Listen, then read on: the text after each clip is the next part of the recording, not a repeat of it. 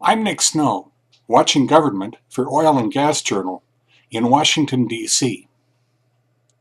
Federal regulators and U.S. crude oil pipeline owners and operators have made real progress in 2012, U.S. Pipeline and Hazardous Materials Safety Administration Chief Cynthia L. Quarterman said on November 8th. But government and industry will need to continue working closely to meet three main goals in 2013, she maintained. The election has finally come and passed, she told participants in the American Petroleum Institute and the Association of Oil Pipelines annual leadership meeting. The federal government is undergoing a transition, one less disruptive, perhaps, than if the administration had changed. In the meantime, however, pipelines aren't going to stop operating because of activity in Washington, Quarterman continued. There may be several moving parts over the next year, which is why it's especially important to step back, review our progress, and focus our efforts on next year's goals.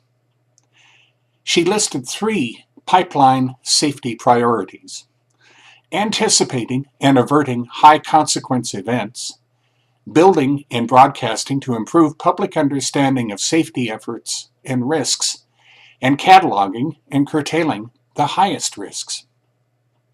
PHMSA will continue efforts to refine integrity management rules with the draft hazardous liquid proposed rulemaking notice, Quarterman said. It also will examine results of an integrity management program study the National Transportation Safety Board requested when the findings are released later in 2012. Next year, we will begin to use all those findings as we talk about IMP 2.0, she indicated. As for the second priority, PHMSA's administrator said that the U.S.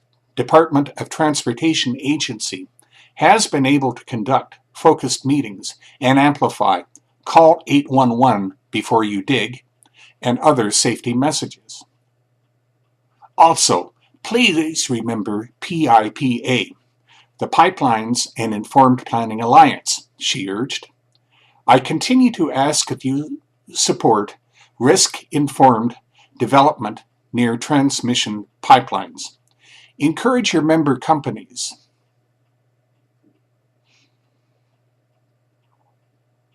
to document and manage critical documents so that local governments and property developers can be fully informed when planning land use.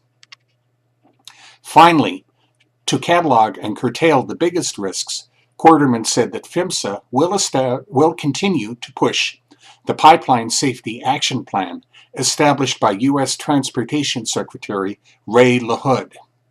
We need to better understand pipeline integrity challenges.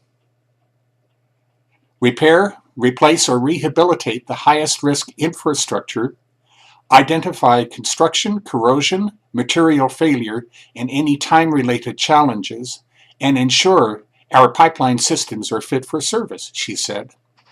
Part of this analysis will include increased research and development funding and work, she added.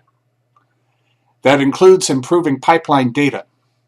PHMSA moved a workshop on the subject from a week earlier to early January, but Quarterman still wants strong oil pipeline company participation. We really do need more and better data to improve safety, she said. That's Watching Government for this week. In Washington, I'm Nick Snow for Oil and Gas Journal.